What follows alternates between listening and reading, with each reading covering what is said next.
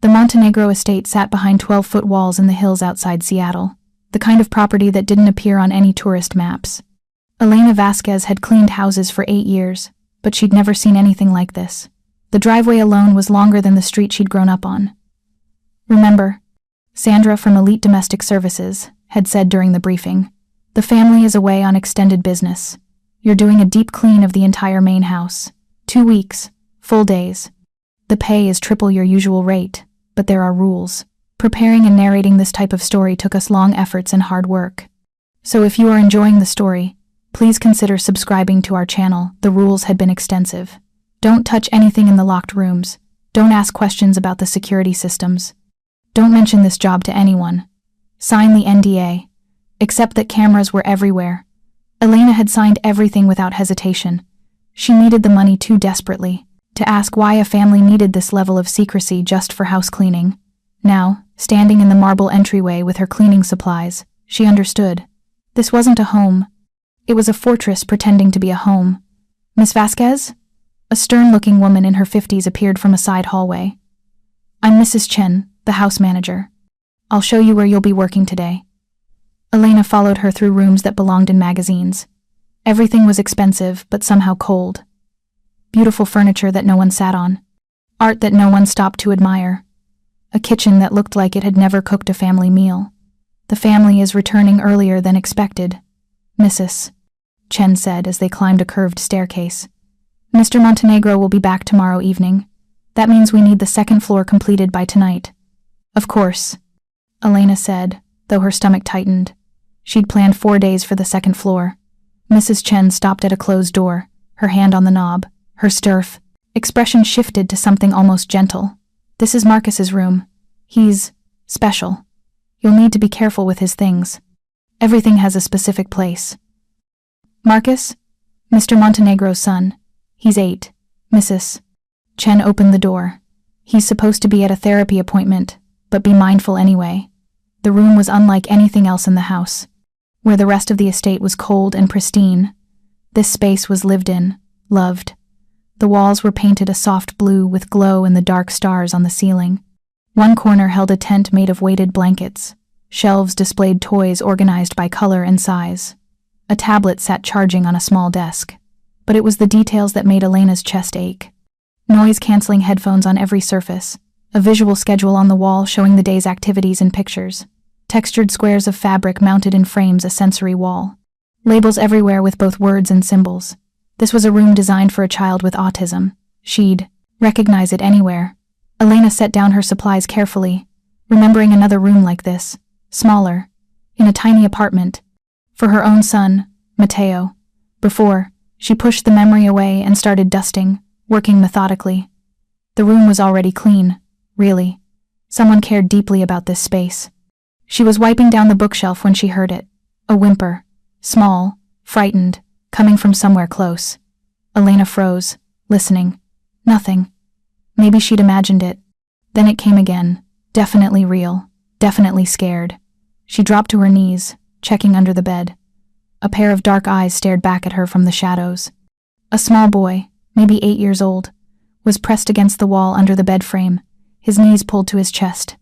He was wearing a gray weighted vest over a soft blue shirt, and his hands were clenched into fists against his ears. "Oh, sweetheart," Elena breathed. The boy flinched at her voice. Elena immediately softened her tone, dropping to a whisper. "It's okay, I'm Elena. I'm not going to hurt you." He didn't move, didn't speak. His breathing was rapid, panicked. She recognized this. The hiding. The fear. The hands over ears. Mateo had done the same thing when he was overwhelmed. "Can you hear me?" she asked gently. The boy's eyes tracked her movements, so yes, he could hear. But he wasn't responding verbally. Elena slowly lowered herself to lie flat on her stomach, making herself smaller, less threatening. "My name is Elena," she repeated. "I'm cleaning your room, but I can stop if it's too loud." Still nothing, but his breathing slowed slightly. "Is it okay if I stay here?" she asked. "I'll be very quiet, I promise." The boy stared at her for a long moment. Then, barely perceptible, he nodded. They stayed like that for several minutes. Elena on her stomach on the floor, the boy under the bed, neither speaking. She watched his breathing gradually even out, watched the tension in his small shoulders slowly release. Then she noticed what he was clutching. A tablet, the screen still glowing. "Is that yours?" she asked softly. Another small nod. "Can you show me?" The boy hesitated, then slowly slid the tablet toward her. Elena caught it gently. The screen displayed a communication app, the kind designed for nonverbal children, buttons with pictures and words. She'd used something similar with Mateo. Current on the screen, typed but not sent, were 3 words. Bad men outside. Elena's blood ran cold. Bad men? Marcus, are there bad men outside? The boy Marcus. It had to be. Marcus nodded urgently, his eyes wide. Elena's mind raced. Was he being literal? Paranoid?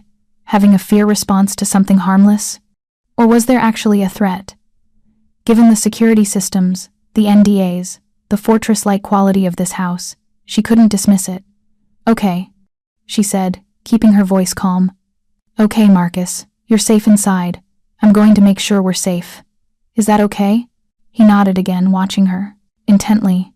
Elena carefully got to her feet and moved to the window. The curtains were heavy blackout material, but she eased one back just enough to peer out. The grounds looked empty. Manicured lawns, carefully trimmed hedges, the long driveway, no one visible. But at the gate, she noticed something that made her stomach drop. The security camera that should have been aimed at the entrance was pointed at the ground.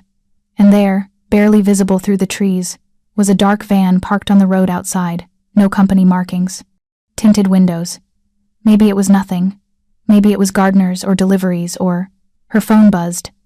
A text from Mrs. Chen. "Where are you? I need you in the West Wing immediately." Elena looked back at the bed, at the small boy still hiding underneath, terrified. Every instinct she had screamed that something was wrong. She texted back. "In Marcus's room. He's here and upset. Did you know he was home?" The response was immediate. "What? He's supposed to be at therapy. I'll be right there." Elena knelt back down. "Marcus, honey, Mrs. Chen is coming. She's safe, right? You know Mrs. Chen?" A nod, but his expression didn't change, still scared. "The bad men," Elena said carefully. "What do they look like?" Marcus grabbed the tablet, his fingers moving quickly across the screen. He pulled up the camera app. Apparently the tablet was connected to the house security system and navigated to an outside camera view.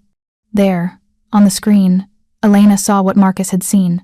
3 men in maintenance uniforms near the service entrance.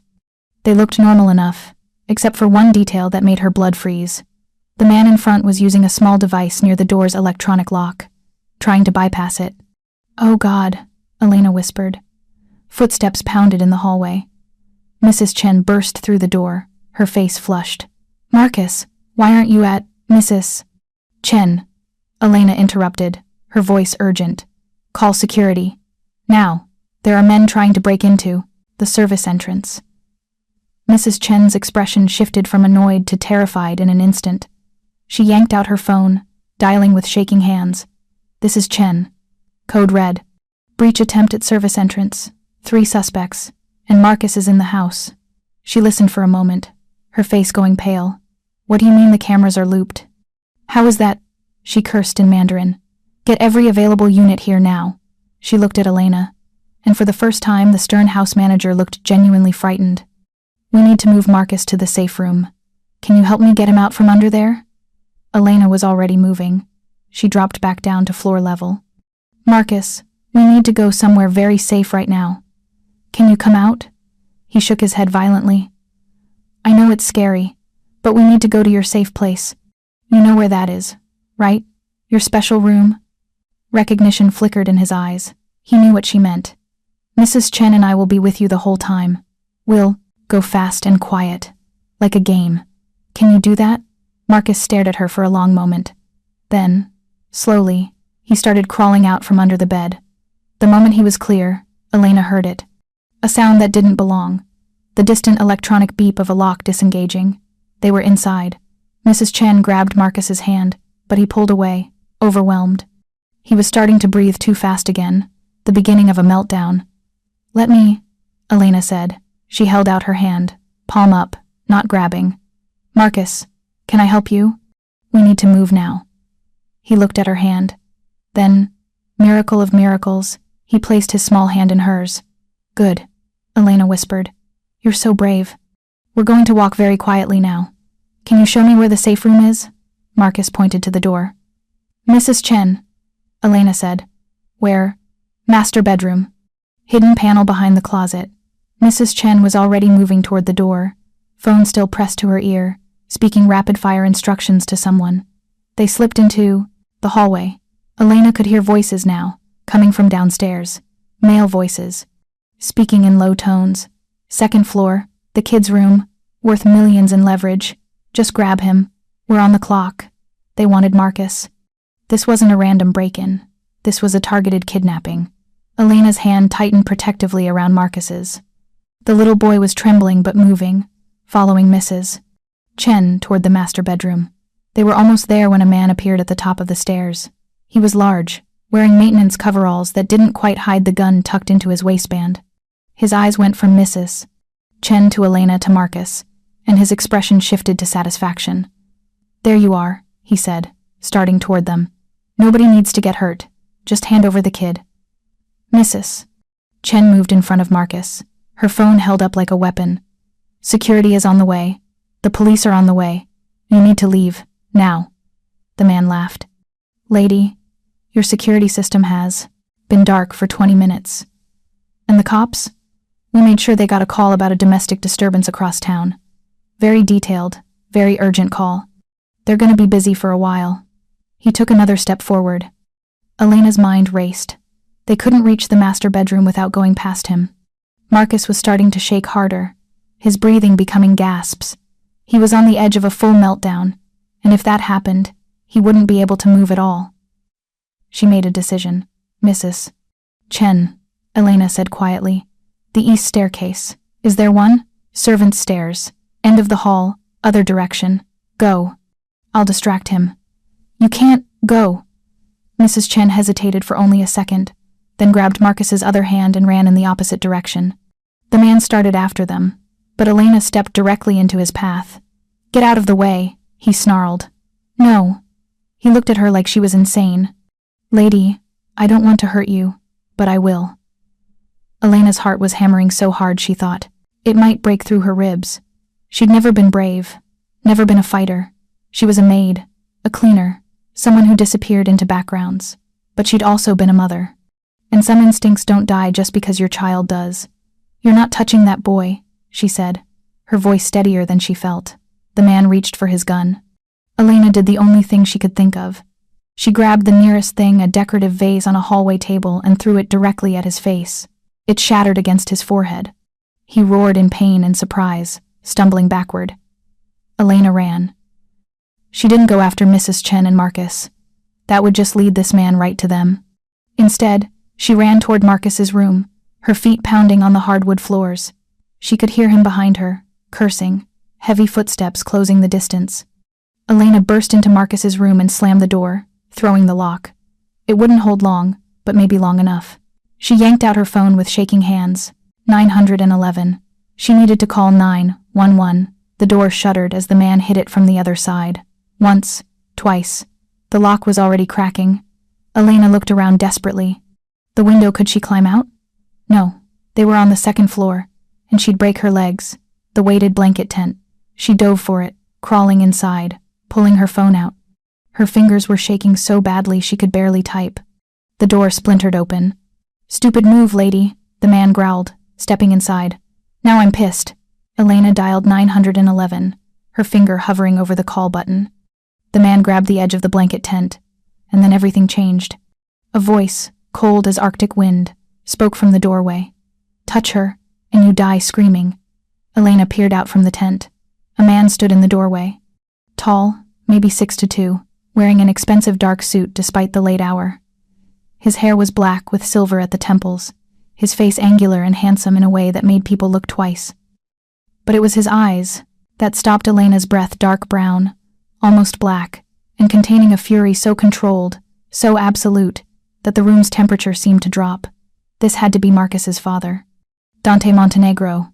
The man in coveralls spun around, reaching for his gun, but 3 other men in suits were already in the room, weapons drawn and aimed with professional precision. On the ground, one of them ordered, "Now." The man in coveralls looked between Montenegro and his men, calculation flickering across his face. For a moment, Elena thought he might actually be stupid enough to fight. Then he saw Montenegro's expression and wisely dropped to his knees, hands up. "Where is my son?" Montenegro asked. His voice was quiet, controlled, but Elena could hear the razor edge underneath, a man holding on to calm by pure force of will. "Safe, Mrs. Chen's voice came from the hallway. "I have him in the safe room, Mr. Montenegro. He's not hurt." The tension in Montenegro's shoulders eased fractionally. He looked at the man on the floor. "Who sent you?" Silence. Montenegro took a single step forward. "I'm going to ask once more. Then my patience ends. And you really don't want to see what happens when my patience ends. Who sent you?" "Moretti," the man spat. "Vincent Moretti. Said you've been getting soft. Said your kid would be easy leverage. Guess he was wrong. Guess he was." Montenegro's tone could have frozen fire. He gestured to his men. "Take him to the facility and find his friends. I want all of them." As his men dragged the intruder away, Montenegro's gaze swept the room and landed on Elena, still partially hidden in the blanket tent. Their eyes met, and Elena saw something flicker across his expression. Surprise, maybe, or confusion. "You," he said. "Who are you?" Elena crawled out of the tent on shaking legs, trying to stand with some dignity despite the fact that she'd just hidden like a child in a blanket fort. "Elena Vasquez. I'm with Elite Domestic Services. I was hired to clean." "She saved Marcus," Mrs. Chen interrupted, appearing in the doorway. The house manager's usual stern composure was cracked, her voice unsteady. The intruders were already in the house. She found Marcus hiding, and when that man tried to grab him, she put herself between them. "Gave me time to get Marcus to safety." Montenegro stared at Elena for a long moment, his expression unreadable. Then he did something that shocked her. He bowed his head slightly, a gesture of respect. "Thank you," he said simply, "for protecting my son. You're welcome. I just did what anyone—" "No." The word was firm. "Not anyone. Most people would have run. You didn't." He turned to Mrs. Chen. "I need to see Marcus. Now. Mr. Montenegro, he's in the middle of a meltdown. The stress, the fear. He might need time to— I need to see my son," he repeated, his voice cracking just slightly on the last word. Mrs. Chen nodded. "Follow me." Elena started to gather her cleaning supplies, assuming she should make herself scarce. But Montenegro stopped at the door. "Miss Vasquez," he said. "Come with us, please. I don't think—" "My son was terrified, in his own room, and somehow you got him calm enough to move. That's not something that happens easily with Marcus." His dark eyes studied her. "I'd like to understand how you did that. It wasn't really a request." Elena followed them through the house, down the hall to the master bedroom. Mrs. Chen opened the walk-in closet and pressed something on the wall. A section of the back wall swung open, revealing a small room maybe 10 feet by 10 feet. Inside, the walls were padded, soft and sound-dampening. Emergency supplies lined shelves, water, food, medical supplies, communication equipment, and in the corner, wrapped in a weighted blanket, sat Marcus. He was rocking back and forth, his hands over his ears, his eyes squeezed shut. Elena could hear him humming, a low, steady tone that she recognized as self-soothing. Montenegro stepped into the room, his large frame filling the doorway. "Marcus," he said softly. The boy didn't respond, didn't even acknowledge his father's presence. Montenegro's expression crumbled for just a moment, pain flashing across his features. Elena saw it then: this powerful, dangerous man was completely helpless in the face of his son's distress. He took a step forward. Marcus's humming grew louder, more distressed. "Mr. Montenegro," Elena said quietly. "May I?" He looked at her, conflict warring in his expression. Finally, he nodded and stepped back. Elena entered the safe room slowly, making sure Marcus could see her approach if he opened his eyes. She sat down on the floor about 5 feet away from him, not too close, giving him space. "Marcus," she said gently. "It's Elena, the lady from your room. We're safe now. The bad men are gone." His humming didn't stop, but his rocking slowed slightly. I know you're scared. I know everything felt scary and loud and wrong. That's okay. You're allowed to be scared. She waited, letting her words settle into the space between them. Your dad is here, she continued. He came home to make sure you're safe. He loves you so much, Marcus. He was so worried about you. Marcus's eyes cracked open, just slightly. They found her face. There you are, Elena said with a soft smile. You did so good today, sweetheart. You stayed safe. You hid when you needed to hide. You were so brave. Slowly, carefully, she held out her hand, palm up, not reaching toward him, just offering. We don't have to move yet, she said. We can sit here as long as you need. But when you're ready, your dad really wants to see that you're okay. Do you think you could let him know you're okay? Marcus stared at her hand. His rocking had almost stopped now, his breathing evening out. The humming faded to silence. Then, moving with careful deliberation, he lowered his hands from his ears. He looked past Elena to the doorway where his father stood. For a moment, father and son just looked at each other. Then Marcus did something that made Elena's throat tight. He picked up his tablet from where it had fallen beside him and typed something. The tablet's speaker voice said, "Hi, Papa, I'm okay." Montenegro's composure shattered. He crossed the room in 2 strides, dropping to his knees beside his son. "Marcus," he breathed. "Mio figlio. My son. I'm so sorry. I'm so sorry I wasn't here."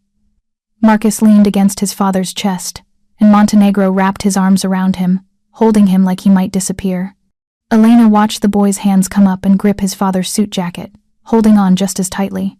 "You're safe now," Montenegro murmured, his voice rough. "I promise. You're safe." Elena quietly stood and backed toward the door, giving them privacy. But as she turned to leave, Marcus's hand shot out, grabbing the hem of her shirt. She looked down. He was staring up at her with those dark, intelligent eyes, still, pressed against his father's chest but not wanting her to leave. Montenegro noticed. "Marcus, Miss Vasquez probably needs to." But Marcus typed something else on his tablet, his fingers moving quickly. "Elena safe. Elena stay." The tablet voice echoed in the small room. Montenegro looked at Elena with an expression she couldn't quite read. Gratitude, certainly, but also something else. Calculation, perhaps. Or recognition that something significant had just shifted. "Please," he said simply. "If you don't mind." Elena sat back down, and they stayed there, the 3 of them, until Marcus's breathing, completely steadied, and his grip on his father's jacket relaxed into sleep. Only then did Montenegro carefully lift his son, cradling him with surprising gentleness for such a large man, and carry him out of the safe room toward his bedroom. Elena followed, unsure what else to do. In Marcus's room, Montenegro laid his son on the bed, removing his shoes with practiced care, pulling the covers up. He sat on the edge of the bed, his hand resting on Marcus's arm, just watching him sleep. Mrs. Chen appeared in the doorway. "Mr. Montenegro, we need to discuss security protocols. This was a significant breach." "In the morning," he said without looking away from Marcus. "Right now, I'm not leaving my son." "Of course. I've had the intruders taken to. Vincent will handle it. I trust him to extract everything we need to know." His voice went cold. "And when he's done, we'll be paying a visit to the Moretti family. They've made a grave miscalculation." Mrs. Chen nodded and left. The room fell silent, except for Marcus's soft breathing. "Miss Vasquez," Montenegro said finally. "How did you know?" "Know what?" "How to help him." He looked at her then, his dark eyes searching her face. "Most people don't understand. They get frustrated when he can't respond the way they expect. Or they treat him like he's broken. But you," he gestured to his sleeping son, "you knew exactly what to do." Elena's throat tightened. "I had a son, Mateo. He was on the spectrum too. High support needs, nonverbal, a lot like Marcus. He died 3 years ago. Complications from a seizure disorder we couldn't afford to properly manage." The words still hurt to say, but they came easier than they used to. Time didn't heal the wound, but it made it possible to live with the scarring. Montenegro was quiet for a long moment. "I'm sorry, thank you. Is that why you're cleaning houses?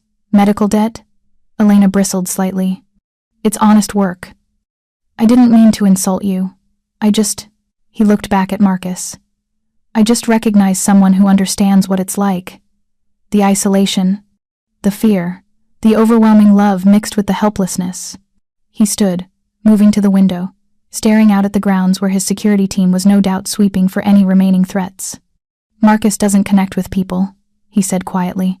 It's part of his autism social. Interaction is difficult for him. His therapists are good at their jobs, but they're clinical. His tutors are patient but detached. Mrs. Chen cares but doesn't really understand him. He turned back to face her. In 10 minutes, you got him to trust you enough to take your hand. Do you know how rare that is? Elena shook her head.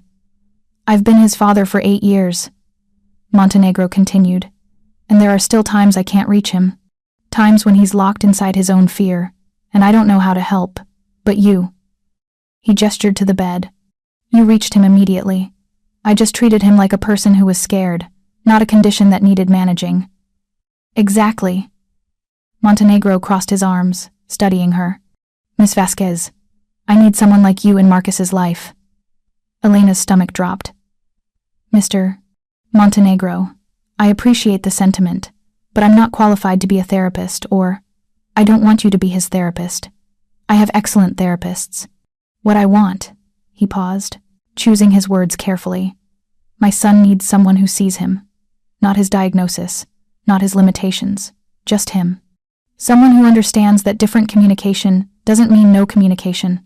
Someone who knows that his needs are valid, not inconvenient. You want me to be his nanny?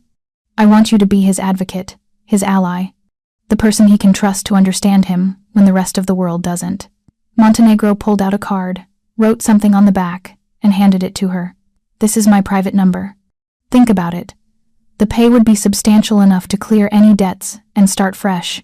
You'd live here, have your own wing of the house, full benefits, and complete authority over Marcus's care schedule. I wouldn't override your decisions about what's best for him. Elena stared at the card. Mr. Montenegro, I don't think you understand. Your world, whatever you're involved in, that's dangerous. There were men with guns in this house tonight trying to kidnap your son. I can't. Which is why Marcus needs someone he trusts absolutely. Montenegro's expression was serious. Miss Vasquez, I'm not going to lie to you. My business involves risks. I've made enemies, and those enemies have now demonstrated that they're willing to use my son as a weapon against me. That's not going to stop. Then why would you want me involved? I'm not trained for this. You stood between my son and a man with a gun. He said it simply, like it was the most obvious thing in the world. You didn't hesitate. You didn't calculate the odds. You just acted. That's not something I can train into someone. That's character. Elena looked at Marcus, sleeping peacefully for the first time since she'd found him under the bed. A little boy who'd been terrorized in his own home, who lived every day in a world that was too loud, too bright, too overwhelming, and now had to add too dangerous to that list. I need time to think, she said. Of course. Take whatever time you need. Montenegro moved toward the door, then paused. Miss Vasquez, one more thing. What you did today protecting Marcus, helping him when he was overwhelmed, that's worth more to me than you can possibly imagine. Whether you accept my offer or not, you'll be compensated for your time today. Generously. And you'll have my protection. Always. You've earned that. He left, his footsteps fading down the hallway. Elena sat in the chair beside Marcus's bed, watching the little boy sleep. She should leave. Should get out of this house, this world, before she got in any deeper. But Marcus's small hand was curled on top of the blanket, and she found herself reaching out, gently covering it with her own. He didn't pull away. Even in sleep, he seemed to sense that she was safe. Elena stayed there until dawn, her mind racing through possibilities and consequences, remembering another small hand that used to grip hers with the same trust. She'd lost Mateo. Nothing could change that. But maybe she could save this boy instead. When the first light crept through the windows, Marcus stirred. His eyes opened, confused for a moment, then focused on Elena's face. He reached for his tablet and typed slowly. You stayed. Yeah, sweetheart, Elena whispered. I stayed. He typed again. Will you stay more? And despite every rational thought telling her to run from this dangerous world, Elena found herself nodding. Yeah, she said, her throat tight with emotion she didn't want to examine too closely. I think I will. Marcus smiled small, barely there, but real, and closed his eyes again, his hand still touching hers. In that moment, Elena Vasquez made a choice that would change everything. She'd stay. She'd help this boy who reminded her so much of the son she'd lost. She'd figure out how to navigate this strange, dangerous world. And maybe, just maybe, she'd find a way to live with her grief instead of just surviving it. The sun rose over the Montenegro estate, turning the grounds golden and warm. Security teams patrolled the perimeter. Inside the house, a crime boss sat in his study making plans for revenge against those who'd threatened his son. And in a blue bedroom with glow-in-the-dark stars, a broken-hearted maid held the hand of an autistic boy and quietly decided to become his protector. Whatever came next, they'd face it together. Elena woke to sunlight streaming across her face and the disorienting realization that she'd fallen asleep in a chair. Her neck ached, her back protested every movement, and for a confused moment she couldn't remember where she was. Then she saw Marcus. The boy was awake, sitting cross-legged on his bed with his tablet, watching her with those serious dark eyes. When he noticed she was awake, he turned the tablet toward her. "Good morning, Elena. You slept in the chair. That is uncomfortable." Despite her aching muscles, Elena smiled. "Good morning, Marcus." "Yes, chairs aren't great beds. How are you? Feeling today?" He typed. "Okay. A little scared still. But Papa says the bad men are gone. Your Papa's right. You're safe now. You made me safe too." The simple statement made Elena's chest tight. "We kept each other safe. You were very brave yesterday." Marcus considered this, then typed. "I was scared." "Brave means not scared." "No, sweetheart. Brave means you do the right thing even when you're scared. You were both scared and brave at the same time." He processed this, his head tilting slightly. Then, "You were brave too?" "I was terrified," Elena admitted. "But you needed help, so I helped anyway." "That is good brave." A pause then. "Will you stay today?" Before Elena could answer, a soft knock came at the door. "Mrs. Chen entered carrying a tray with breakfast scrambled eggs, toast cut into perfect squares, sliced strawberries arranged by size, and a glass of milk. "Good morning, Marcus," Mrs. Chen said, her voice gentler than Elena had heard it before. She set the tray on the desk, then turned to Elena. "Miss Vasquez, Mr. Montenegro would like to speak with you after you've had a chance to freshen up. I've prepared a guest room for you with clean clothes and toiletries. I should probably just go home." Mr. Montenegro was quite insistent. Mrs. Chen's expression suggested that arguing would be pointless. "The guest room is down the hall, third door on the left. Take your time." After Mrs. Chen left, Marcus typed, "You will come back?" "Of course. I just need to take a shower and change clothes. I'll be back before you finish breakfast, okay?" He nodded, satisfied, and turned his attention to his eggs, eating them methodically, one piece at a time, always in the same pattern. Elena found the guest room exactly where Mrs. Chen had indicated.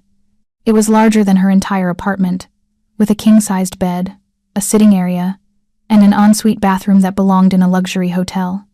On the bed lay fresh clothes, jeans in her exact size, a soft blue, sweater, undergarments still in packages, and comfortable walking shoes. How had they known her sizes? She didn't let herself think too hard about that answer. Instead, she took the longest, hottest shower of her life, letting the water wash away the terror of yesterday and the ache of sleeping in a chair. When she finally emerged, wrapped in a towel that was probably worth more than her weekly paycheck, she found a note on the vanity in elegant handwriting. "Miss Vasquez, thank you for staying with Marcus last night. He slept better than he has in weeks, knowing you were there. Please join me for coffee when you're ready. My study is at the end of the East Wing, D.M." Elena dressed in the provided clothes, which fit perfectly, and made her way through the mansion's corridors. The house looked different in daylight, still imposing, but less fortress-like. She passed staff members who nodded politely, noted the security cameras tracking her movements, and tried not to think too hard about what kind of man could build a life like this. The study door was open. Dante Montenegro sat behind a massive mahogany desk, reading something on a laptop, a cup of espresso at his elbow. He'd changed from yesterday's suit into dark slacks and a charcoal sweater that made him look younger, more approachable, less like a crime boss, more like a successful businessman. The illusion was probably intentional. He looked up when she appeared in the doorway. "Miss Vasquez, please, come in. Coffee?" "Yes, thank you." He poured from a French press with surprising domestic ease, handing her a cup. The coffee was perfect, strong, smooth, exactly the way she liked it. "How did you sleep?" he asked. "In a chair, apparently. My back is reminding me I'm not 20 anymore." A slight smile. "I apologize. I should have insisted you take a guest room last night. Marcus needed someone. I wasn't going to leave him alone." Montenegro studied her over the rim of his cup. "No, you weren't. Which brings me to why I asked you here." He set down his coffee and pulled out a folder. "I had my people do some research. I hope you'll forgive the invasion of privacy, but given what happened yesterday, I needed to understand who was in my home with my son." Elena's stomach dropped. "What did you find?" "That you're exactly who you claim to be. Elena Maria Vasquez, 32 years old, former pediatric nurse who left the profession after your son died.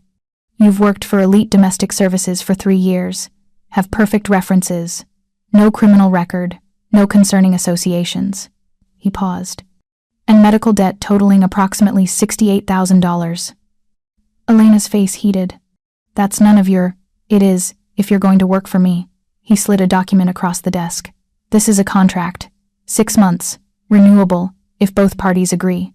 Your official title would be Special Needs Care Coordinator for Marcus. Your actual role would be what we discussed last night, being someone he trusts, someone who understands him, someone who puts his emotional well-being first." Elena didn't touch the document. "Mr. Montenegro Dante," he corrected. "If you're going to be part of Marcus's daily life, we should use first names. Dante, then. I need you to be honest with me. What exactly do you do? What am I walking into?" He leaned back in his chair, considering her. "How honest do you want me to be?" "Completely. My family has been in Seattle for 4 generations. We started with legitimate businesses, restaurants, construction, real estate. Over time, we expanded into less legitimate areas. Protection services, gambling, certain import-export operations that don't always follow conventional regulations." He spoke calmly, matter-of-factly. "I inherited the organization when I was 26, after my father died. I've spent the last 15 years trying to move us back toward legitimacy while maintaining the power structure that keeps us safe. Your Mafia. That word has certain connotations that aren't entirely accurate, but essentially, yes, I run an organized crime family. We control territory, we have arrangements with other families, and we occasionally come into conflict with rivals who want what we have." He met her eyes. Yesterday was one of those conflicts. "Vincent Moretti wants to expand his operations. He thought kidnapping Marcus would give him leverage to force concessions. He was wrong." Elena's hands tightened around her coffee cup. "What did you do to him?" "Nothing permanent. Yet." His voice went cold. "Vincent is currently being questioned about who else was involved. Once I have that information, I'll make decisions about appropriate responses." "Appropriate responses meaning what? Violence? Murder?" "Meaning consequences that ensure this never happens again." He stood, moving to the window. "Miss Vasquez, Elena, I won't lie to you. My world is dangerous. I've tried to insulate Marcus from it, but yesterday proved that's impossible. My enemies will use him if they can. My son lives with a target on his back simply because of who his father is. Then why bring me into it? Why expose another person to that danger?" He turned to face her. "Because Marcus needs you. In 8 years, I've never seen him connect with someone the way he connected with you yesterday. You got him to trust you, to communicate, to feel safe in the middle of a crisis. That's not something I can create with money or power. That's something rare and precious, and my son deserves to have it in his life." Elena set down her coffee cup. "I need to know what happened to his mother." Dante's expression shifted, pain flickering across his features. "Sophia. She died giving birth to Marcus. Complications that happened too fast for the doctors to stop. She was..." He paused, collecting himself. "She was the best person I've ever known. Kind, patient, saw the good in everyone, including me. She knew what my family was, what I was, and she loved me anyway. She made me want to be better. And Marcus is exactly like her." His voice softened. "He has her gentleness, her way of seeing beauty in small things. But he also has challenges she didn't. The autism diagnosis came when he was 2. Nonverbal, high support needs, sensory sensitivities that make the world overwhelming for him. I've hired the best therapists, the best doctors, given him every possible resource. But I can't give him what he needs most. What's that? A mother. Someone who loves him unconditionally, who understands him, who doesn't see him as a problem to solve, but as a person to know. Dante moved back to his desk, picking up a photograph. He handed it to Elena. The picture showed a woman with warm eyes and a genuine smile, holding a newborn baby. Even in the hospital bed, exhausted from labor, she radiated joy. On the back, in feminine handwriting, Sophia and Marcus, first moment together. She held him for 10 minutes, Dante said quietly. That's all the time we got. 10 minutes, where she looked at him like he was the most precious thing in the universe. Then the hemorrhaging started, and he took the photo back, setting it carefully on his desk. I've tried to give him the life she would have wanted. Safe, stable, full of love, but I'm not enough.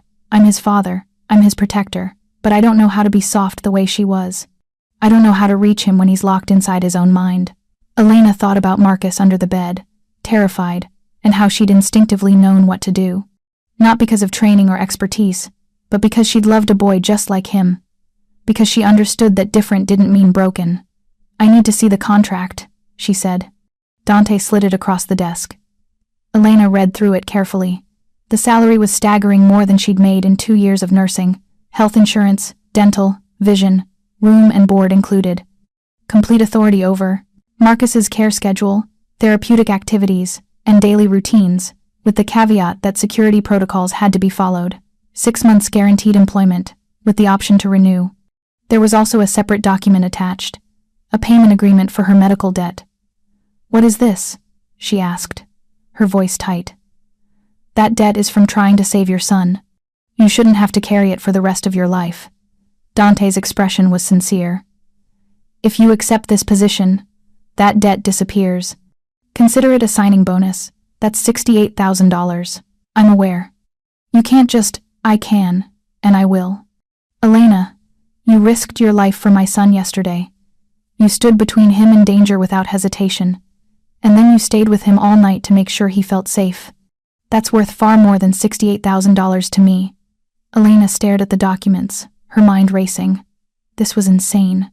She'd be working for a crime boss, living in a world of danger and violence, taking care of a child who wasn't hers. But Marcus's face flashed in her mind.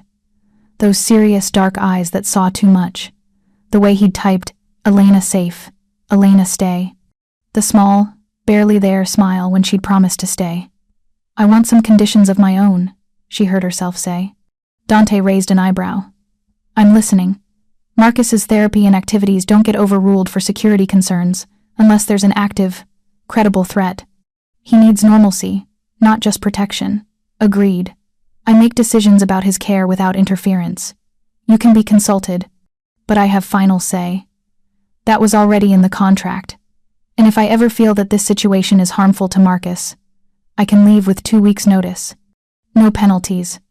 Dante hesitated on that one. What if Marcus is attached to you by then? What if leaving would hurt him? The question hit home. Elena thought about it carefully. Then we'll work together to make the transition as gentle as possible, but I won't be trapped here if I believe staying is wrong. After a long moment, Dante nodded. Fair enough. I'll have that added to the contract. Elena picked up a pen, her hand hovering over the signature line. This was the moment. Once she signed, her life would change completely. She'd be stepping into a world she didn't understand, taking responsibility for a child she barely knew, trusting a man whose business involved things she probably didn't want to imagine. She thought about Mateo, about the years she'd spent fighting for him, advocating for him, loving him despite how hard everything was, about the hole his death had left in her life. She thought about Marcus, alone in his room, trying to make sense of a world that was too loud and too scary and too much. Elena signed her name. Dante held out his hand. Welcome to the family, Elena. She shook it, his grip warm and firm. I'm going to need training, security protocols, emergency procedures, everything I need to know to keep Marcus safe.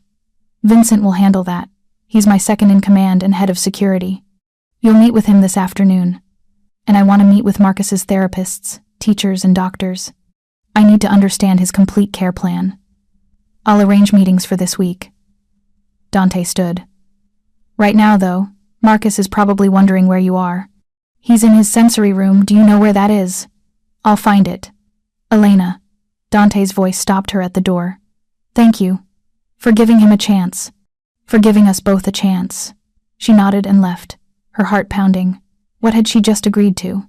Elena found Marcus in a room she hadn't seen before, the sensory room Mrs. Chen had mentioned. It was a space designed specifically for his needs. Soft lighting with adjustable colors, a ball pit in one corner, swings hanging from reinforced ceiling beams, textured wall panels he could touch, and a sound system playing gentle white noise. Marcus was in the ball pit, half buried in colorful plastic balls, his tablet resting on his chest. When Elena entered, he looked up and immediately brightened. Elena, you came back. I promised I would. She sat on the edge of the ball pit. Your dad and I had a talk. About me? About how I'm going to stay here for a while and help take care of you, if that's okay with you. Marcus sat up, balls cascading off him. He stared at her with those serious eyes, processing this information. Then, you will live here? Yes, I'll have my own room, but I'll be here every day, like Mers, Chen. Sort of. But my job is specifically to spend time with you, help you with whatever you need, and make sure you're happy and safe. He was quiet for a long moment, his fingers tapping against the tablet in a rhythmic pattern. Then, like a mom? Elena's breath caught. More like a friend who takes care of you. Is that okay? Marcus looked down at his tablet, typing slowly. I don't remember my mom. Papa says she died when I was born. He says she would have loved me. I'm sure she did love you, Marcus. Very much. Do you have kids? The question was so direct, so innocent, that Elena felt tears prick her eyes. I did. A son named Mateo. He died 3 years ago. That is sad. I am sorry. Thank you, sweetheart. Did you love him? More than anything in the world. Marcus processed this, his expression thoughtful. Then, Mateo was lucky. To have a mom who loved him so much. Elena had to look away, blinking back tears. I was the lucky one. He taught me what was really important. What is really important? She smiled through the tears. Love, kindness, being brave even when you're scared. Helping people who need help. All the things I think you already know, Marcus. He considered this, then typed. I think Mateo would be happy you are helping me now. That broke something in Elena's chest. She reached out, and Marcus, miraculous Marcus, let her pull him into a hug. He was stiff at first, uncomfortable with the contact, but after a moment he relaxed slightly, accepting the embrace. Thank you, Elena whispered, for letting me be here with you. When they pulled apart, Marcus typed, Papa says the bad men wanted to take me yesterday. Will more bad men come? Elena chose her words carefully. Your papa is doing everything he can to make sure you're safe, and now I'm here too, to help protect you. But Marcus, I want you to know something important if you ever feel scared or unsafe. I need you to tell me. Always. Even if you're not sure if it's real danger or just a feeling. Your feelings matter, and I'll always listen.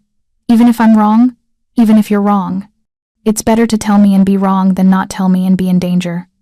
He nodded seriously. Then, you are different from other adults. How so? You talk to me like I'm smart, not like I'm broken. Elena felt anger flash through her. Who talks to you like you're broken? Some of my therapists. Some of Papa's people. They use baby voices or talk to Papa about me like I'm not there, like being autistic means I'm stupid. You're not stupid. You're brilliant. You just communicate differently, and that's okay. My last tutor said. I should try harder to talk out loud, said using the tablet was taking the easy way. Elena's jaw tightened. Who was this tutor? MRS. Bradford. Papa fired her last month after I had a meltdown in class. Good. She was wrong, Marcus. Communication is communication, whether it's spoken, typed, signed, or any other way. You're not taking the easy way. You're using the tools that work for your brain, and that's exactly what you should do. You really think so? I know so. And anyone who tells you different will answer to me. Marcus's lips twitched in what might have been a smile. Elena is fierce. When I need to be, yes. A knock interrupted them. A man appeared in the doorway, tall, muscular, probably in his early 40s, with close-cropped gray hair and eyes that missed nothing. He wore tactical clothing and had an earpiece in one ear. Miss Vasquez? I'm Vincent Russo, head of security. Mr. Montenegro asked me to brief you on protocols. Elena stood. Can it wait until after lunch? Marcus and I were just getting to know each other. Vincent glanced at Marcus, then back at Elena. His expression was unreadable. Lunch works. I'll meet you in the security office at 1 o'clock. After he left, Marcus typed, Vincent is scary. He seems very serious. Elena agreed. Papa says Vincent keeps us safe, that he's the most dangerous person in the house except for Papa. That was not reassuring. He's been here since I was a baby. Papa says Vincent would die to protect me. Well, let's hope it doesn't come to that. Elena stood, brushing plastic balls off her jeans. How about we get some lunch? What do you usually eat? Plain pasta with butter, apple slices, crackers. I don't like foods that touch each other. Sensory thing? Yes, different textures. Mixing is bad. Also, I don't like green foods. No green foods. Got it. Any other rules I should know about? Marcus thought about it, then typed out a long list. Nothing crunchy except crackers. No strong smells. No food that's too hot. I like things in patterns. Even numbers of things are better than odd numbers. I eat the same breakfast every day, which is scrambled eggs, 2 pieces of toast cut in squares, 6 strawberry slices, 1 glass of milk. Elena smiled. That's very specific. I can work with specific. Come on, let's go find the kitchen. They made their way through the house, Marcus walking close beside her but not quite touching. She noticed how he navigated the space, avoiding certain floor tiles, trailing his hand along the wall at a specific height, taking the exact same path through doorways. The kitchen was enormous, restaurant-grade equipment gleaming. A woman in her 50s was prepping vegetables, and she looked up when they entered. You must be Miss Vasquez, she said with a warm smile. I'm Teresa, the house chef. Mr. Montenegro said you'd be taking over Marcus's meal planning? If that's okay with you. I don't want to step on anyone's toes. Honey, I've been trying to get this boy to eat something besides plain pasta for 3 years. If you can expand his diet even a little bit, you're a miracle worker. Teresa winked at Marcus. No offense, sweetheart. I know you like what you like. Marcus typed, Teresa makes good food. I just don't like most food. That's very diplomatic, Elena said. Can we have the plain pasta with butter for lunch? And apple slices, cut thin? Coming right up. Marcus, you want your crackers too? He nodded. While Teresa cooked, Elena explored the kitchen, noting where things were kept. Marcus sat at the kitchen island, watching her move around the space with interest. Mateo, he typed suddenly. Did he like food? Elena paused. He was pickier than most kids, but he loved mac and cheese, the bright orange kind from a box, nothing fancy. I like mac and cheese too, the orange kind. Yeah? Maybe we can have that for dinner sometime. Teresa tries to make fancy mac and cheese. With real cheese. It's wrong, Teresa laughed. Kid knows what he wants, I'll give him that. They ate lunch together at the kitchen island, Marcus, with his precisely portioned pasta, apple slices arranged in a circle, and exactly 6 crackers. Elena with a sandwich Teresa insisted on making. Marcus ate slowly, methodically, 1 food type at a time, never mixing. Elena noticed how he checked each apple slice before eating it, running his finger along the edge. What are you checking for? Brown spots. They feel bad in my mouth. Good to know. I'll make sure to check for brown spots from now on. After lunch, Marcus typed, Want to see my art? You make art? Painting. It's my favorite thing. He led her to another room, an art studio set up with child-sized easels, paints organized by color, brushes arranged by size, and smocks hanging on hooks. The walls displayed Marcus's work, abstract pieces with bold colors and interesting patterns, landscapes that captured feeling more than realism, and several portraits of people Elena didn't recognize. Marcus, these are beautiful. He ducked his head, pleased. Mama was a painter. Papa says I have her talent. Your papa's right. Elena studied a portrait of Dante. It captured something essential about him. The careful control, the hidden warmth. This one of your father is remarkable. I painted it last month. He sat very still for 1 hour so I could get his face right. He must love you very much to sit still for an hour. He does. He tells me every day. Even when I have bad days and can't communicate, or when I have meltdowns. He always says, I love you, Marcus. You are perfect exactly as you are. Elena felt her throat tighten. For all the danger and violence of Dante's world, he was clearly a devoted father. Do you want to paint? Marcus asked. I'm not very good at art. That's okay. We can paint together. I'll help you. So they painted. Marcus set her up with a canvas and basic colors, then worked on his own piece while offering occasional guidance. Using more blue there. The light needs to be brighter. Maybe add red to make it feel warm. Elena found herself relaxing into the activity, the simple pleasure of putting color on canvas with no pressure to be good at it. Marcus painted with intense focus, his movements precise and deliberate. They were both absorbed in their work when 1 o'clock came. Vincent appeared in the doorway, his expression slightly less stern than before. Miss Vasquez, we need to do the security briefing. Marcus's hand tightened on his paintbrush. It's okay, Elena told him. I'll be back in an hour. You can keep painting, and when I get back you can show me what you made. Promise? I promise. She followed Vincent through the house to what he called the security office, a room filled with monitors showing camera feeds from every angle of the property. Maps covered one wall, and a weapons locker stood in the corner. Vincent gestured to a chair. Elena sat. First things first, Vincent said, his tone all business. You need to understand what you've walked into. Dante Montenegro runs the most powerful organized crime family in the Pacific Northwest. We control territory from Vancouver to Portland, have arrangements with families across the country, and maintain a delicate balance of power with several rival organizations. Marcus mentioned that yesterday's attack was from the Moretti family. Vincent Moretti, specifically. He's been pushing for expansion into our territory for 2 years. Yesterday's kidnapping attempt was bold and stupid. Kidnapping a rival's kid is against the rules most families follow. It's a line you don't cross. But he crossed it, which means he's desperate, or reckless, or both. Either way, it makes him dangerous. Vincent pulled up several files on a computer. These are the active threats we're monitoring. Moretti's organization is at the top of the list. But there are others. The Russian Bratva has been probing our waterfront operations. A Mexican cartel wants access to our distribution networks. And there's always the possibility of internal threats, someone in our own organization deciding they want more power. Elena's stomach churned. And Marcus is a target for all of these people? Marcus is Dante's weak point. Everyone knows it, which is why security around that boy is tighter than Fort Knox. Vincent pulled out a device about the size of a car key fob. This is a panic button. You keep it on you at all times. Press it, and I have a team at your location within 90 seconds, guaranteed. He handed it to her. The device was heavier than it looked, solid and well made. Second, Vincent continued, you never take Marcus off the property without clearing it with me first. I don't care if it's therapy, a doctor's appointment, or just a walk in the park.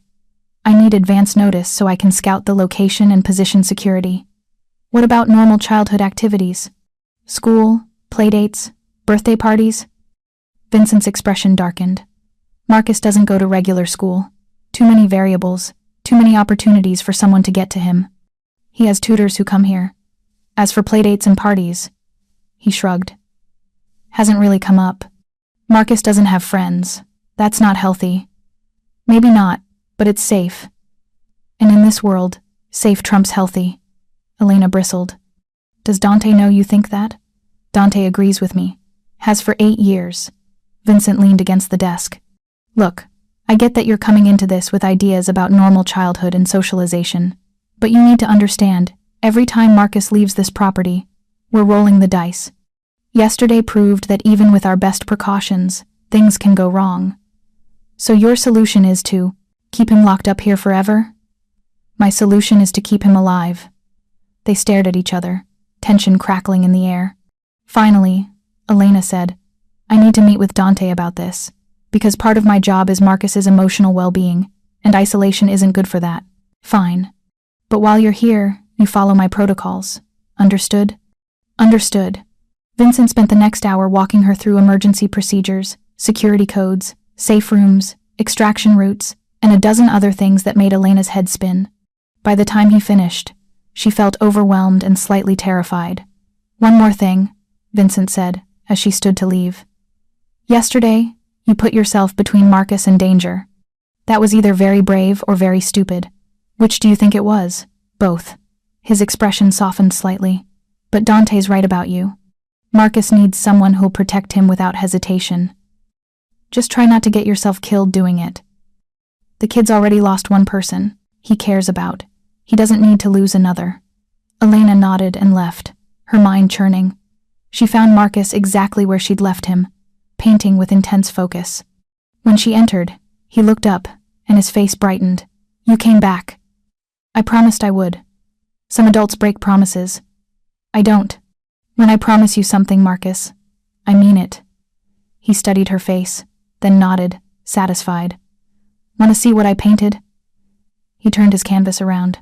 It showed two figures, a woman and a child, standing together against a dark background. The woman's hand rested on the child's shoulder, protective and gentle. The colors were bold and emotional, more feeling than literal representation. Is it okay? Marcus typed. I painted you and me. Elena felt tears prick her eyes. It's perfect, sweetheart. Absolutely perfect. Marcus smiled, a real, genuine smile, and in that moment, Elena knew she'd made the right choice. Whatever dangers lay ahead, whatever complications came with this world, Marcus needed her. And maybe, just maybe, she needed him too.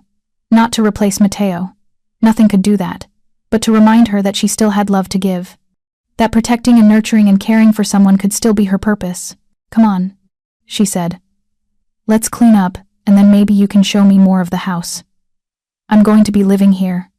After all, I should probably know where things are. I can show you my favorite places. I'd like that. As they cleaned paintbrushes together, Marcus working with his characteristic precision and Elena just trying to keep up, she felt something settle in her chest. This was going to work. Somehow, despite the danger and the complications and the absolute insanity of the situation, this was going to work. She'd make sure of it. For Marcus, for the little boy who'd been through too much already and deserved someone who'd fight for his happiness as hard as his father fought for his safety, Elena Vasquez had found her purpose. Again. And she wasn't letting go. 3 weeks into her new position, Elena had established a routine with Marcus that felt almost normal. Mornings were for therapy and tutoring, afternoons for creative activities, evenings for quiet time before bed.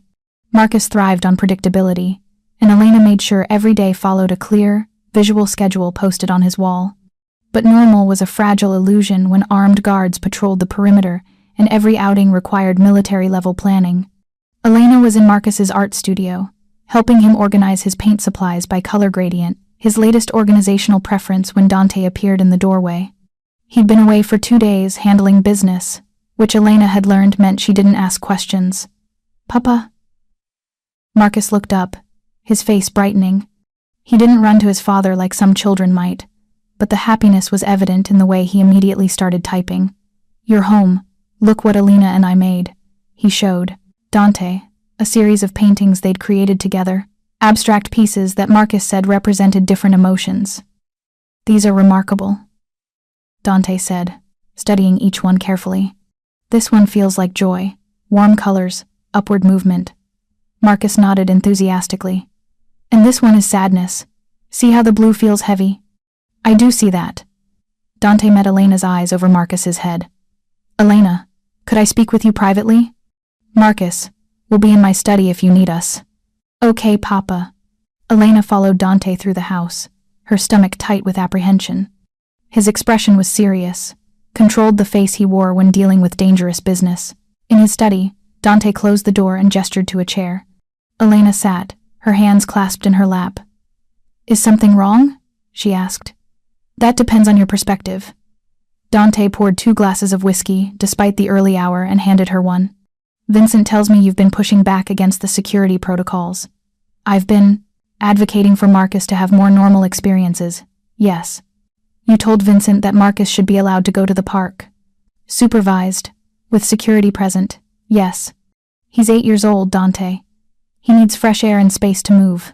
Not just the estate grounds. The estate has 40 acres. That's plenty of space. It's a prison if he can't leave it.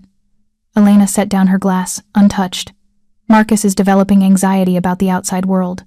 He started having nightmares about leaving the property. That's not healthy. Dante's jaw tightened. Better anxious than dead. Is it? Elena leaned forward. Because from what I've seen in the past 3 weeks, you're so focused on keeping him alive that you're forgetting to let him live. You've been here 3 weeks, Elena. I've been his father for 8 years. I think I know what's best for my son. Do you? Because your son asked me yesterday why he can't have friends like other kids. And I didn't have a good answer for him. Dante stood abruptly, moving to the window. His shoulders were tense, and when he spoke, his voice was strained. You want to know why Marcus can't have friends? 3 years ago, I let him attend a birthday party. Regular kid, regular family. Vincent's team swept the location. Everything checked out. Marcus had the best time.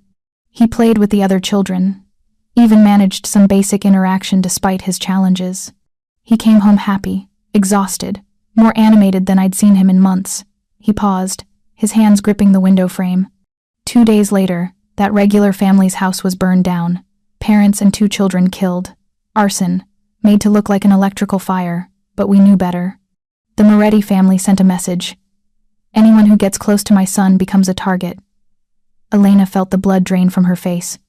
So yes, Dante continued, turning to face her. Marcus lives in a cage. A beautiful, comfortable, 40-acre cage.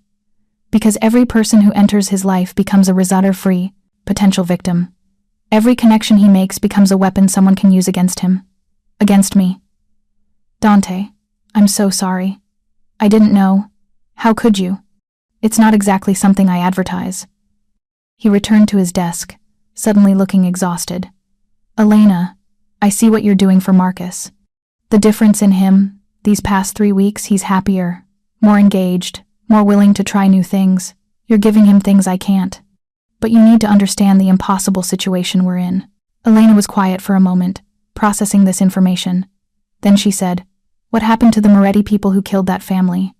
Dante's expression went cold. They no longer present a threat. And Vincent Moretti, the man who ordered the kidnapping attempt, is currently weighing his options. We've crippled his operations, seized his assets, and given him a choice.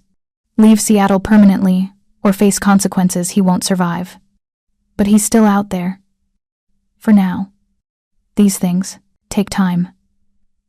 Vincent is cornered, which makes him dangerous, but he's also smart enough to know when he's lost. Dante met her eyes. He'll leave within the month, or he'll die. Either way, he stops being a threat. Elena absorbed this, trying to reconcile the gentle father who sat still for an hour so his son could paint him with the man who spoke so casually about death and consequences. What about other threats? She asked. You said there are always others waiting. There are. That's the nature of this life. Power attracts challenges. The moment you show weakness, someone moves against you. He leaned back in his chair. But most of those threats are business-related, territory disputes, financial conflicts. What happened with Moretti was personal. He specifically targeted Marcus to get to me. That's different. How? Because it breaks the rules. Even in our world, there are lines you don't cross. You don't target children. You don't go after families unless they're directly involved in the business. Moretti violated those rules, and now he's paying the price. Dante's expression was grim. His actions have actually made us safer in some ways. Other families saw what happened, and they're reminding themselves why those rules exist. Elena stood and moved to the chair across from Dante's desk, sitting down so they were at eye level. I understand you're trying to protect Marcus. I understand the dangers are real. But Dante, you hired me to advocate for his emotional well-being, and I'm telling you isolation is damaging him. Maybe not as immediately as a physical threat, but it's damaging nonetheless. What do you suggest? Start small. Controlled experiences off the property. A museum visit during off hours when Vincent can control the environment. A private movie screening. A therapy group for children with autism, where every family is vetted. She held his gaze. Marcus needs to know the world isn't just this estate. He needs experiences that teach him he can navigate the outside without constant fear. Dante was quiet for a long time, his fingers drumming on the desk, a rare display of uncertainty. Finally, he said, "Let me think about it. Talk to Vincent about what could be arranged safely." "Thank you. Don't thank me yet. Vincent's going to fight this tooth and nail." Elena smiled slightly. "Vincent and I have already had several spirited discussions. I think he's starting to tolerate me. He told me you have the stubbornness of a mule and the protective instincts of a mother bear. Coming from Vincent, that's high praise." They sat in comfortable silence for a moment before Dante spoke again, his voice softer. "Elena, there's something else I need to tell you. Something you deserve to know." Her stomach tightened. "Okay. When I had my people research you, we found something you probably don't know. The medical debt you were carrying. The one I paid off?" "What about it?" "About 40% of those charges were fraudulent. The hospital overbilled you repeatedly, charged you for services that were never provided, used your grief and desperation to squeeze money from someone who couldn't afford to fight back." Elena felt rage flash through her. "They what?" "I've had my lawyers file complaints with the state medical board and the attorney general's office. The hospital is under investigation. You'll likely receive restitution, though it won't be quick." Dante's expression was fierce. "I can't stand people who exploit the vulnerable. It's the one type of predator I have no mercy for." "Thank you," Elena said, her voice thick. "For looking into that. For caring enough to look. You're part of Marcus's life now. That makes you family, and I protect family." The word hung between them, family. Elena had been so focused on her role with Marcus that she hadn't considered what that meant in Dante's world. To be considered family by a man like him was both an honor and a responsibility she wasn't sure she was ready for. A knock interrupted them. Vincent entered without waiting for permission, his expression urgent. "We have a situation. Moretti just made a move." Dante was on his feet instantly. "What kind of move?" He grabbed Teresa's daughter, college student, lives off campus. His people intercepted her this morning, sent a message demanding he be allowed to leave Seattle with his organization intact and compensation for his losses, or the girl dies. Elena's blood ran cold. Teresa, the kind chef who made Marcus his carefully portioned meals, and always had a smile. "Where's Teresa now?" Dante demanded. "In the kitchen," being informed. "She's..." Vincent's jaw tightened. "She's asking for your help, boss. Begging for it." Dante was already moving. "Get everyone mobilized. I want Moretti's location within the hour. And get Marcus and Elena to the safe room. Now." "Dante," Elena started. "Not negotiable. If Moretti's desperate enough to grab civilians, he's desperate enough to try for Marcus again." Dante paused at the door, his expression softening slightly. "Keep my son safe, Elena. Please." Elena Vasquez, a 32-year-old former pediatric nurse turned maid, accepts a high-paying cleaning job at the Montenegro estate outside Seattle. Still grieving her son Mateo, who died 3 years earlier from complications related to autism, she's drowning in medical debt and working multiple jobs to survive. On her third day, Elena discovers 8-year-old Marcus Montenegro hiding under his bed, terrified and clutching a tablet displaying the words "bad men outside." The non-verbal autistic boy has sensed an actual threat, men from the rival Moretti crime family attempting to break into the estate to kidnap him. Using her experience caring for Mateo, Elena calms Marcus and helps evacuate him to the safe room just as intruders breach the house. Marcus's father, Dante Montenegro, returns to find Elena has not only protected his son, but gotten him to trust her, something Marcus rarely does with strangers. Dante is a powerful Mafia boss, trying to transition his organization toward legitimacy while navigating constant threats from rivals. His wife Sophia died giving birth to Marcus, leaving Dante to raise their autistic son alone in a dangerous world. Recognizing Elena's unique ability to connect with Marcus, Dante offers her a permanent position as Marcus's caregiver and advocate. Despite the danger, Elena accepts, drawn by the chance to find purpose again and help a child who reminds her of Mateo. She also negotiates for Dante to anonymously pay off her crushing medical debt. Over the following months, Elena transforms Marcus's life. She advocates for him to experience the world beyond the estate's walls, pushes back against excessive security measures that isolate him, and teaches him that his different way of communicating is valid and valuable. Marcus blossoms under her care, his confidence grows, his communication skills improve, and he begins to experience joy and normalcy. When the Moretti family escalates their attacks by kidnapping the chef's daughter, Dante rescues her while Elena keeps Marcus safe. The crisis reinforces how dangerous their world is, but also how Dante operates with more restraint and morality than typical crime bosses.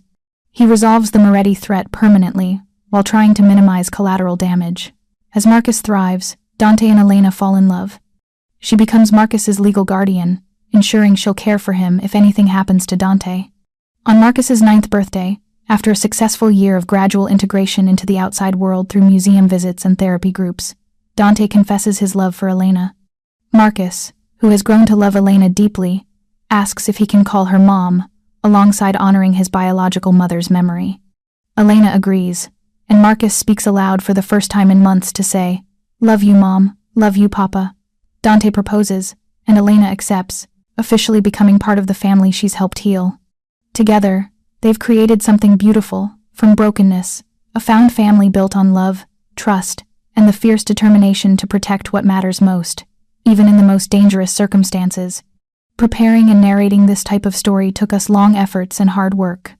So if you are enjoying the story, please consider subscribing to our channel.